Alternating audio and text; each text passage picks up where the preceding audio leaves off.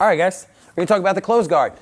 So closed guard could certainly be a little underrated because it's considered a beginner position, but you guys will see, like, you could take closed guard to the highest level. ID's talk about the rubber guard, and a bunch of the 10th Planet guys clearly are working that rubber guard at a really high level. Take a guy like Roger Gracie, who's throwing rubber guard, closed guard on the best jiu-jitsu athletes out there. So certainly a valid position. Don't dismiss it right away, but it is a really good position to get comfortable with. First and foremost, because you have your opponent's hips wrapped up completely. You're using the strongest part of your body to control somebody. So if you need to slow the match down, take a deep breath, reevaluate your situation. Closed guard's a really good spot to do that, okay? So one of the things we need to understand when we're attacking from the closed guard is two things. One, I have to break my opponent's posture. Two, I have to angle out. Okay, so whether you're doing rubber guard or you're working like a traditional closed guard, staying square with your opponent is never an ideal scenario. Okay, Alex being on top would prefer to have his hands posted on his opponent, whether it be biceps, belly, knees. Okay, he doesn't want his hands on the mat. He doesn't want his posture broken. Okay, so this is definitely a battle that Dan's gonna have to deal with here. Okay, so first thing we're gonna look at is the arm bar. Right, so how you're gonna wind up getting your hips unpinned off the mat is lifting your hips up off the floor. Yeah, and then Dan's gonna start to set up. Go ahead, he's gonna swim them to the mat. And this is where you already see Alex starting to drop forward, okay? So as Alex starts to back his way out, Dan's gonna start to set up some armbar grips, some traditional armbar grips, okay? So notice he goes same side arm, thumb down grip. So give yourself a thumb down and grab your friend's wrist, okay? His other arm is gonna be reaching behind the elbow, okay? So that elbow grip is not only gonna ensure as we go for this arm bar that the elbow is through the hole, but it's also a good way of stopping the arm from being pulled and the posture from being up tall, okay? So posture's almost broken. This isn't, guys, you can't rely on this grip only. So as I said, we're not gonna stay square. We're gonna start to shift ourselves, okay? So that opposite foot's gonna post on the hip. I'm sorry, same side foot. Yeah, there we go, thank you.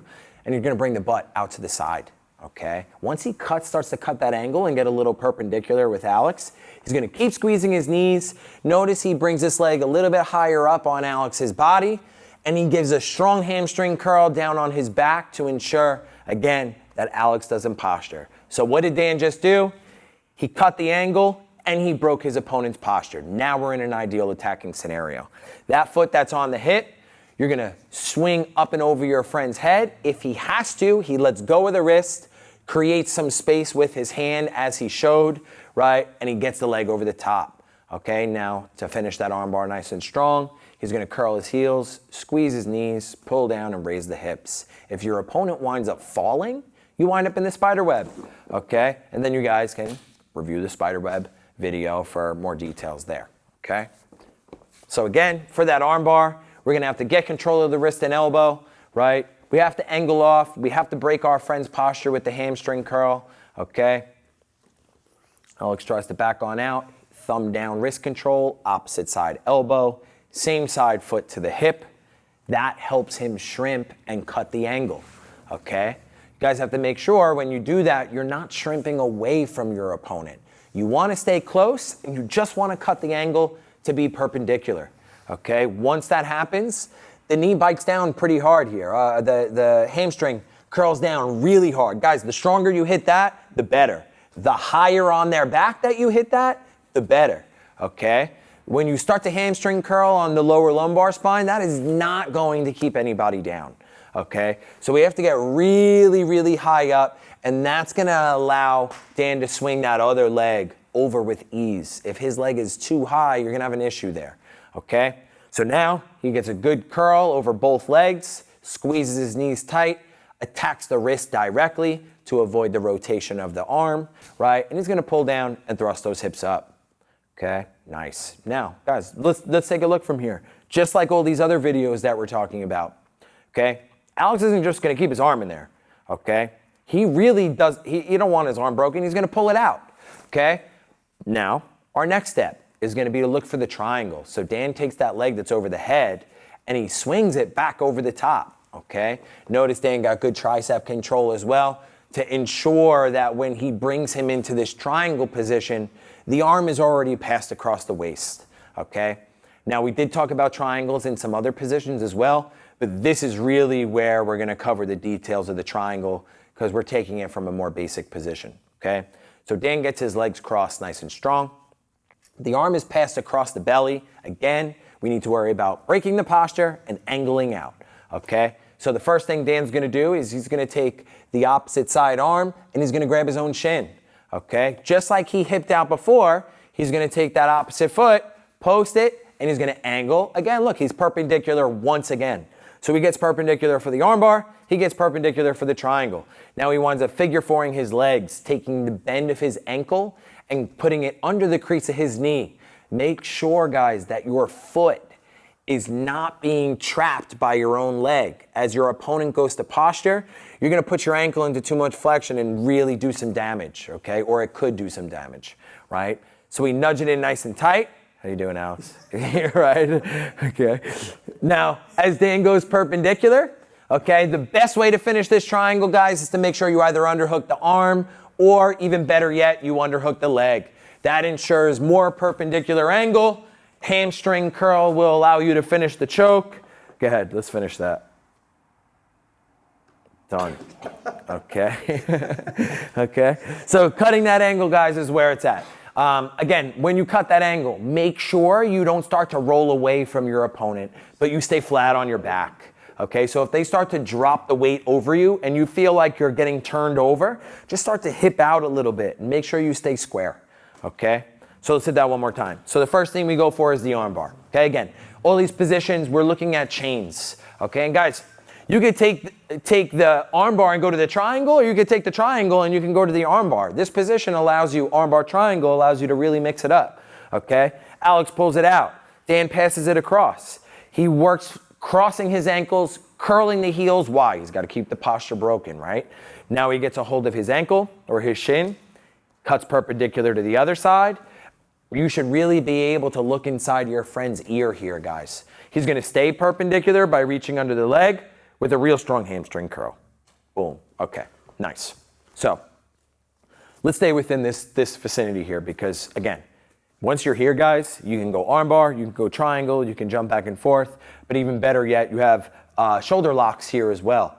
So let's imagine as if Alex has a really good defense to the triangle. He doesn't want that arm passed across. He actually wants it on the opposite side, okay? A lot of guys will wind up coming here and connecting their hands underneath your butt, okay? So he's taking this head and arm triangle, that shoulder that's blocking his artery, and he's removing it away from his neck to create that space, okay? This is another issue now that Dan has to deal with. So being in the triangle, guys, we're going to have to know this battle, right? So what Dan's going to wind up doing is switching his figure four to the opposite side.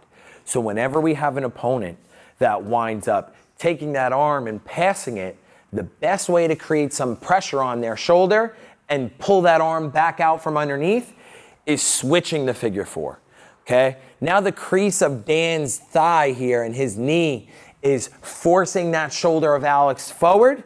He's going to wind up getting a push-pull of the wrist and the elbow. This creates a Kimura-like sensation. If Alex is being real tough and he's not having it, Dan can reach for an actual Kimura grip. Follow his thigh as a guide, right? And that's it. It's over. If Alex winds up rolling, check out the Kimura trap, okay? Dan would alleviate his legs, let Alex roll, and then you guys can refer to that Kimura trap video. Okay, so let's just go back to that triangle position. Okay. Alex hides and defends the position there, guys. Okay. What does Dan have to do when he hides his arms? He switches his figure four. Okay. Now, Alex is being real stubborn. He's got his hands connected still. Dan can't reach for the Kimura grip. Okay. So he's actually going to wind up fishing underneath the arm. So really sneak that hand in there, guys. And once you can gable grip, right, hiking that elbow up is quite easy as far as breaking the grip goes. And he's going to pull his grip down as he crunches forward. You guys can look into more details on the inverted armbar in the butterfly video as well. We really cover that heavily in the butterfly, okay? So we'll hit one more time through, guys, okay? Again, we actually didn't talk about any sweeps, so we can, maybe let's refer to the up and over, and then have them post, and we'll hit the triangle, right? So let's just cover what to do if we can't find the arm, we can't find anything else here. Dan's gonna raise the hips, swim and break them down, okay? He posts his feet, and he's gonna, you can stay down there, Alex, real quick, okay? He's gonna wind up reaching up and over his opponent's head. Notice how he posts on his elbow, okay? Dan's gonna try and ensure that Alex doesn't post his hand out to the side. So a good cup over the tricep and a hug of your friend's arm will ensure that when you decide to raise your hips and rotate them over, the hip bump is secured nice and strong, okay? One more time.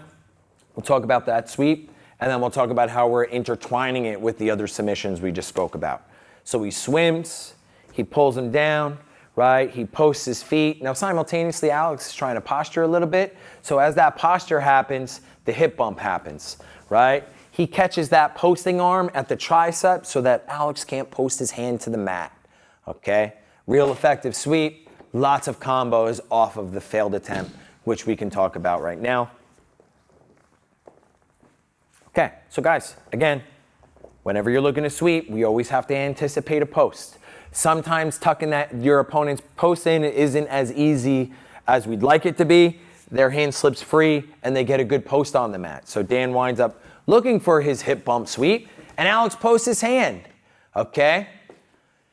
Dan has multiple areas of attack here, okay? He can look for Kimuras, and you guys can refer to the Kimura trap series. He can take his bottom leg out and throw it over Alex's shoulder, and we can refer right back to those triangle details we just spoke about, okay? He can wind up taking that inverted arm bar of the arm that's getting posted, okay? So that hip bump in itself, right? He could also, right, there's our inverted arm bar.